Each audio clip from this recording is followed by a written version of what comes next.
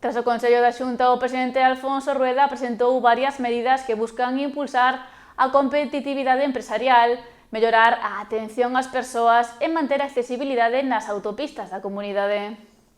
O presidente galego anunciou a creación da primeira Estrategia de Innovación Empresarial de Galicia 2026-2028, coa que se mobilizarán máis de 400 millóns de euros para reforzar a competitividade das empresas da rexión.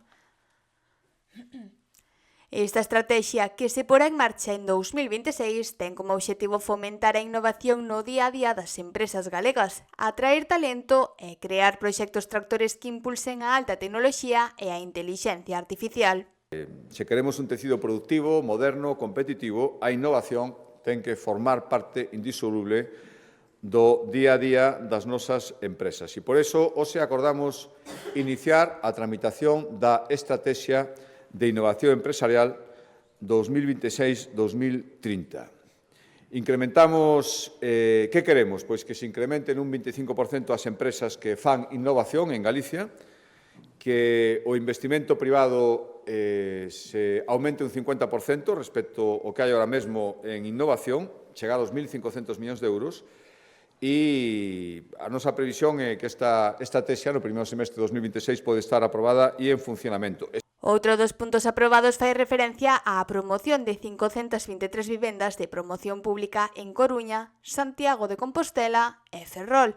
Autorízanse a creación de 412 vivendas protegidas e aloxamentos compartidos nas dúas primeiras cidades, mentres que en Ferrol licítase a construción de 75 vivendas. Adoptamos 3 acordos para promover a construción de 523 vivendas de promoción pública nas cidades de Coruña, de Santiago e de Ferrol. Por unha banda, autorizamos o concurso de ideas para habilitar 412 vivendas protegidas, 150 alosamentos compartidos e 2 novas residencias de estudiantes na Coruña e Santiago.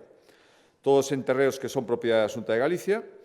No caso da Coruña, en parcelas do propio campus universitario del Viña, e ali, nese campus universitario, imos construir 168 vivendas protegidas, 150 alosamentos compartidos e unha residencia de estudantes con 150 prazas. En canto ás infraestructuras, a Xunta de Galicia anunciou que manterá conxelados os peaxes das autopistas A Coruña-Carballo, a G55 e Valmiñor, a G57, durante 2026, destinando unha inversión de 6,3 millóns de euros para iso. Este acordo evitará que os case 30.000 usuarios diarios destas autopistas enfrenten un aumento nas tarifas, xa que o incremento do IPC será asumido polas arcas autonómicas. Unhas medidas que buscan impulsar e mellorar o benestar xeral da sociedade galega.